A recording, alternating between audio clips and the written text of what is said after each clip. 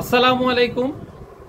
যারা এই ভিডিওটি দেখছেন তাদের সবাইকে আন্তরিক শুভেচ্ছা এবং অভিনন্দন।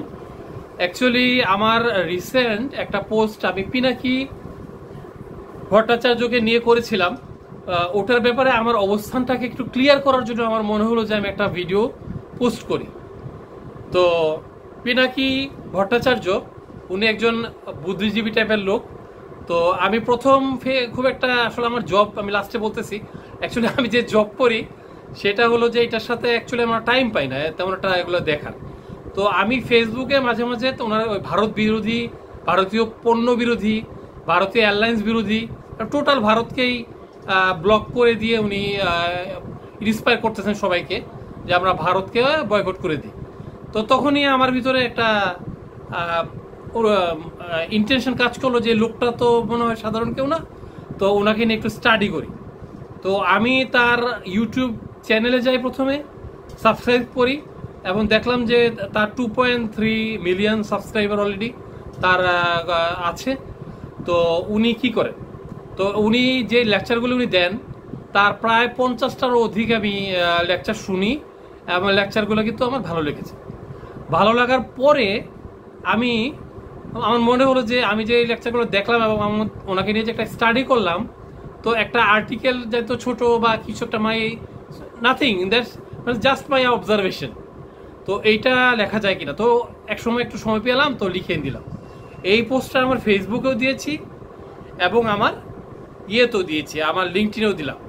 তো ফেসবুকে একই পোস্ট তেমন কিছু লোক রিয়েক্ট করেছে, খুব একটা বেশি আমি ওটাতে পাইনি। দু একজন রিপ্লাই দিয়েছে, পজিটিভ রিপ্লাই দিয়েছে যে ওরা সময় যতটুকু আছে ততটুকু কি আছে। আর লিঙ্কডইনে এসে এই পোস্টটা আমার ভাইরাল হয়ে যায়, অনেক লোক এটার মধ্যে চলে আসেন এবং বিশেষ করে ইয়াং জেনারেশনরাই বেশি।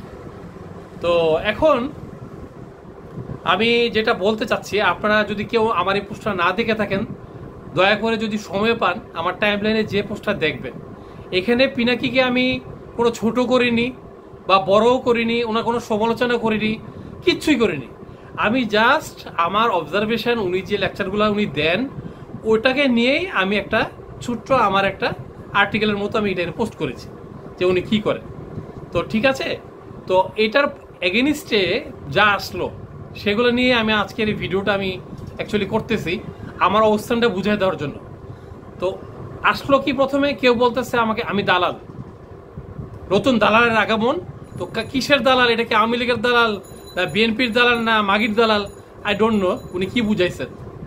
কেউ বলতেছে পিনাকিকে নিয়ে লিখার আগে আমাকে নাকি এই জন্মের পরেও পুনর্জন্ম হয়ে আমাকে উঠতে হবে, তাহলে আমি ওনাকে ধরতে পারবো, রাইট।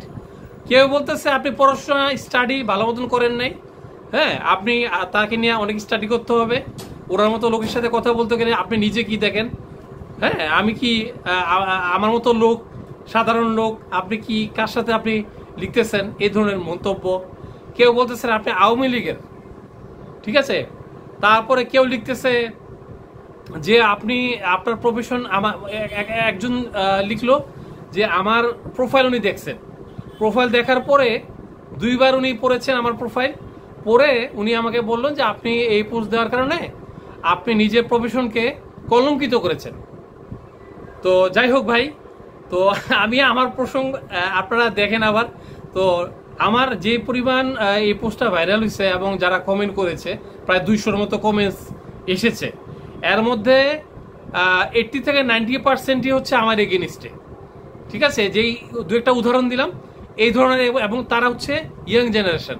এবং আমার আর্টিকেল আমি এটাও পয়েন্ট আউট করে দিছি যে পিনাকির টার্গেট হচ্ছে ইয়াং জেনারেশন, আমাদের উঠতি যে উনি ওনার লেকচারে বলেন যে শ্রদ্ধেয় ভ্রাতা এবং ভগ্নীরা, এবং খুব সুন্দর করে উনি তার উপস্থাপন ভালো এবং তথ্যপাত্য দিয়ে উনি এগুলা বুঝান, ঠিক আছে। যেটা যে কোনো মানুষের, বিশেষ করে ইয়াং জেনারেশনের ব্রেন ওয়াশ, বা বাংলাদেশিরা আমরা বলি ব্রেন ওয়াশ। আর যদি পশ্চিমারা হইতো, আমি যদি এখন কোনো পশ্চিমা কান্ট্রি হইতাম তাহলে আমি বলতাম যে ব্রেন ফাক্ট অ্যাকচুয়ালি। তো এই দুইটাই ব্রেন ওয়াশ বা ব্রেন ফাক্ট করে দিচ্ছেন, এবং আমি এই পোস্ট দেখে বুঝলাম আমি এখানে পিনাকিকে নিয়ে কোনো ছোট করি নাই, কোনো হেও করি নাই, কোনো সমালোচনা করি নাই, কিচ্ছু না।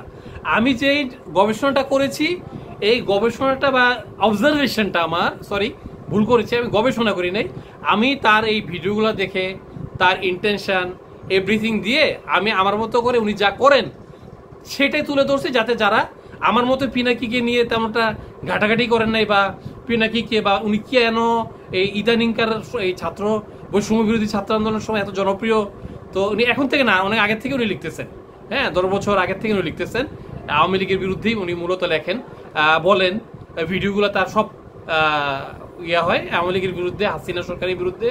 তারপর হচ্ছে এমন কোনো কিছু নাই, যেমন সাংবাদিক মনীষা, তারপরে আপনার ডেলি স্টার সম্পাদক মাহফুজ আনাম, তারপরে হচ্ছে আপনার প্রথম আলোর সম্পাদক, তারপরে হচ্ছে আপনার এরকম উনি টার্গেট পিপলগুলোকে উনি সম্পূর্ণ নেতিবাচক। তো কথা হচ্ছে যে আমি আজকে বসেছি এটাই প্রথমে এই কথাগুলো দিয়ে বলার আগে আমি আমার নিজের অবস্থান একটু পরিষ্কার করি। সেটা হচ্ছে যে ভাই, আমি around 20 years of experience in garment accessories track. আমি শুরুতেই আমার 3টা সৌভাগ্য হয়েছে, 3টা মাল্টিনেশনাল কোম্পানিতে। একটা Taiwan based LSI industries limited আমি আমার জব শুরু করি, ওখানে 3 বছরের উপরে কাজ করার পর আমি আমেরিকান ফরচুন 500 কোম্পানি এভিডেন্সনে আমি ম্যানেজার পজিশনে 5 বছর জব করি। এরপর আমি আরপেক ভিডি প্যাকেজিং লিমিটেড, এটাও একটা আমেরিকান ওন মালিকানাধীন একটা প্রতিষ্ঠান মাল্টিনেশনাল, তো ওখানে আমি 3 বছর মতো জব করি। এরপরে হচ্ছে আমি লোকাল রিনাউন্ড কোম্পানি যেগুলো আছে এগুলোতে টপ পজিশনে আমি কাজ করে আসছি। দ্যাট মিনস আমি রাইট নাও আমি হেড অফ অপারেশনস মাহির গ্রুপে আছি, এবং হচ্ছে আমার রিপোর্টিং হচ্ছে এমডি এবং চেয়ারম্যান, আর আমার আন্ডারে হচ্ছে 1200 লোক কাজ করে।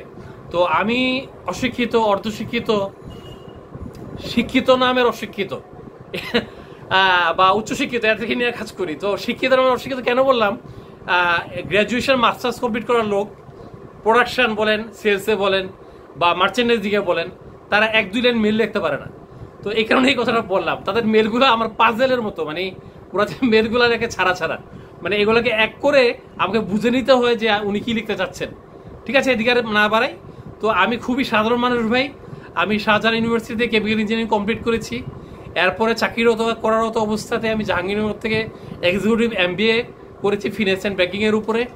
এরপরে আমি আমার চাকরিরত করার অবস্থায় আমি ভ্যালুয়েশন করার চেষ্টা করেছি। আমি বুয়েট থেকে আমি সাপ্লাই চেনের উপর ডিপ্লোমা করেছি। ঢাকা ইউনিভার্সিটির আইবিএ থেকে আমি ম্যানেজারিয়াল কমিউনিকেশনের উপর ডিপ্লোমা করেছি। এরকম অনেকগুলো উদাহরণ আমার প্রোফাইলে কিছু আছে, কিছু নাই, যাই হোক। তো আমি অতি সাধারণ, আমার যে পুঁজি এটা দিয়েই আমি ভোর 6টায় রওনা দেই অফিসিয়াল গাড়িতে, এবং রাত্র 9টা-10টায় বাসায় ব্যাক করি।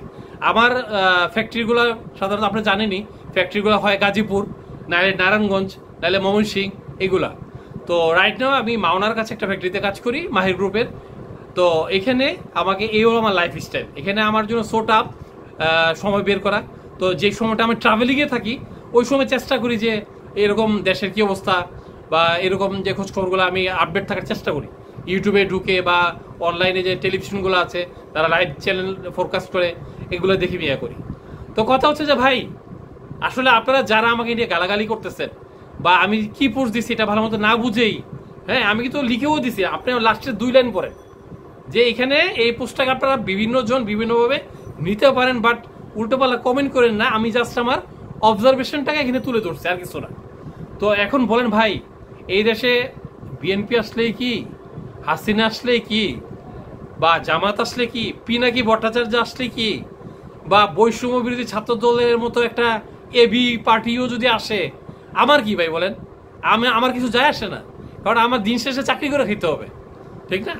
তো এরকম আপনারাও যারা এগুলো লিখতেছেন, ইয়ং জেনারেশনের ভিতরে যারা আপনারা মানুষের ওয়েট বুঝেন না, আপনারা মানুষের প্রোফাইল না দেখে দালাল কমেন্ট করেন, আওয়ামী লীগ কমেন্ট করেন, তারপর আমাকে বলতেছেন স্টাডি করতে হবে আমাকে নিয়ে।